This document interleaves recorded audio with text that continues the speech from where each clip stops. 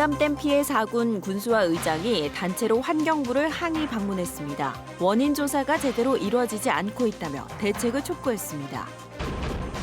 도자치연수원 이전을 놓고 제천시와 영동군의 갈등이 표면화됐습니다. 오늘 도청 앞에서 1인 피켓 시위로 맞붙었습니다. 외지인이 동네 건물을 빌려 고물을 모으기 시작했는데 인도까지 점령해버렸습니다. 주민들이 2달 넘게 고통을 호소하고 있습니다.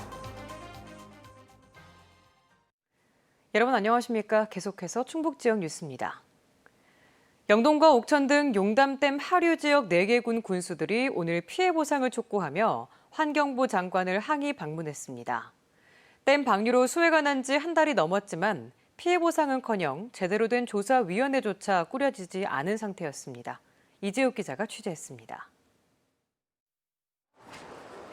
댐 방류 피해로 뿔난 하류 지역 4개군 군수들이 한국수자원공사에 이어 이번에는 환경부를 항의 방문했습니다. 지난달 용담댐의 갑작스런 방류량 증가로 피해를 입은 주민들이 고통 속에 살고 있다며 제도적 지원과 피해 보상을 촉구했습니다. 환경부 장관에게 지역 주민 6만 8천여 명의 서명부를 전달했고 자동 연동 방류 시스템 구축과 댐 영향지역 협의회 구성도 요구했습니다. 지지부진한 대응이 계속되면 소송을 제기할 수밖에 없다고 압박했습니다. 정부에서 미온적인 태도를 좀 보여온 것 같습니다. 그래서 4개군은 이미 소송을 진행하기로 결정을 했습니다. 하지만 실제 피해 보상으로 가기 위한 과정은 더디기만 합니다. 환경부는 수해 이후 피해 보상보다 원인 조사가 먼저라며 댐관리 조사위원회를 꾸리겠다고 밝혔지만 아직 구성조차 되지 않았습니다. 4개군 범대책위는 위원회의 빠른 구성과 독립성 보장, 그리고 조사위원회, 피해 지역이 추천한 전문가를 포함시킬 것도 촉구했습니다. 인재라는 것을 확실하게 근거 자료도 사실상 가지고 있습니다만은 아직도 환경부에서는 그런 부분들을 인정을 하진 않고 일단은 말을 많이 아끼는 그런 상황으로 있습니다. 지난달 용담댐 방류로 금강 하류 지역 4개군에서는 주택 190여 채가 침수되고 농경지 680헥타르가 물에 잠겼습니다. 유례 없는 전국댐 하류 지역의 동시다발적인 홍수 피해로 댐 운영과 평소 하천 관리에 있어 여러 문제점들이 드러났습니다.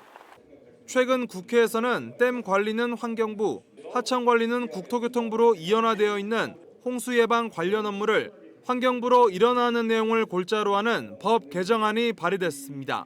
MBC 뉴스 이재욱입니다.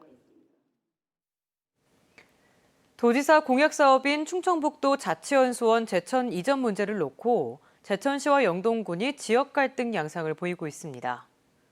오늘 아침 8시 충북도청 앞에서는 도자치연수원 제천 이전에 반대하는 영동군 공무원 노조와 이전을 촉구하는 제천 지역 직능단체의 1인 피켓 시위가 동시에 진행됐습니다.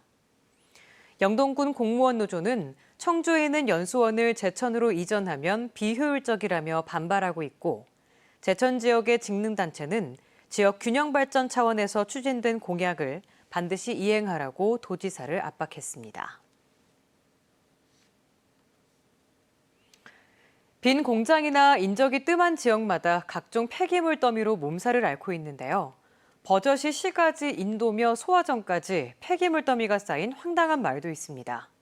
어떻게 좀 해달라는 민원도 한 달이 넘었는데 아직도 달라진 게 없다고 합니다. 심충만 기자입니다. 주민 통행이 잦은 영동의 한 면소재집.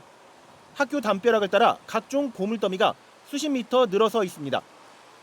바로 옆 점포 내부를 가득 채우고 남은 것들이 주변으로 점점 퍼져 나갑니다. 각종 가전제품과 가구부터 깨진 항아리와 헌옷, 정체 모를 비닐까지 곳곳에 파리떼도 보입니다. 얼마나 힘든가 또 뭐라 보기 싫은 거 보는 것도. 그래서 또 냄새가 나고. 인도 전체도 모자라 가뜩이나 비좁은 도로가마저 점유한 상태. 인도를 무용지물로 만든 각종 불법 적시물들은 이렇게 수어전까지 버젓이 가로막고 있습니다. 주민들 불만은 한두 가지가 아닙니다. 다 막아놓으니까 사람들이 인도로 다니지도 못하고 길로도 아니고 차들도 피해서 다니고요. 막 유리 같은 거 차가 지나가면 막 바삭바삭 소리도 다 나고. 지난 7월 한 외지인이 점포를 임대 2달째 고물을 주워다 쌓아둔 결과입니다. 점포 밖으로 점점 양이 늘어가자 지난달 초부터 주민들이 민원을 제기했지만 2달이 가깝도록 눈앞에 달라진 게 없습니다. 알아서 치우라고 타일렀다가 이후 원상복구 행정명령, 강제 대집행에 이르는 단계적 행정 절차 때문입니다. 문서상으로 계고 절차도 밟았고 그리고 다음 단계도 밟았고 그래서 이제 대집행 영장을 지금 발부 중이에요. 절차를 밟아가다 보니까 시간이 좀 걸린 것 같습니다. 그래서 언제 처리되냐고 물었더니 영동군은 마침 모든 절차가 마무리됐다며 다음 주에 행정 대집행에 나서겠다고 밝혔습니다. MBC 뉴스 심충만입니다. 괴산군이 오늘 아시아 지방정부 유기농 협의회 5주년 기념 행사를 온라인 국제 화상회의로 개최했습니다. 아시아 유기농의 날 기념 행사를 겸해 열린 오늘 행사에서는 국제 유기농 청년 네트워크 창설과 유기농 지도자 교육 입교식이 진행됐습니다. 아시아 지방정부 유기농 협의회는 18개 나라의 240개 회원단체를 둔 국제 조직으로 괴산 군수가 의장을 맡고 있습니다. 충청북도가 안전상비 의약품을 판매하는 편의점들을 대상으로 오는 21일부터 시군과 합동점검을 벌입니다. 이번 점검에서는 복지부에서 고시한 13개의 일반 의약품 이외의 품목을 판매하는지, 판매자 등록증과 주의사항을 게시했는지, 12살 미만 아동에게 판매하지는 않는지 등을 살핍니다. 충북에서 안전상비 의약품을 판매하는 편의점은 1,100여 곳으로 해열 진통제와 감기약, 소화제, 파스 등 13개의 일반 의약품만 판매할 수 있습니다. 충주시가 민간 사업자와 개인이 내야 할 올해 정기분 하천 점용료 3개월치를 감면한다고 밝혔습니다. 이번 대책은 코로나로 어려움을 겪고 있는 소상공인과 기업 부담을 완화하는 조치로 약 900명이 총 3천만 원을 감면받게 됩니다. 충주시는 이달 안에 하천과 소하천 점용료 감면 대상자에게 환급 안내문을 발송할 계획입니다. 국제라이온스협회 충북지부 회원들이 오늘 청주 시내 곳곳에서 코로나19 예방 행동수칙 홍보물과 마스크 7,500장을 시민들에게 무료로 나눠주고 적극적인 관심을 가져줄 것을 호소했습니다. 특히 추석 연휴를 앞두고 올해는 친지 방문과 성묘를 자제하고 사회적 거리두기 국민운동에 많이 동참해 줄 것을 제안했습니다.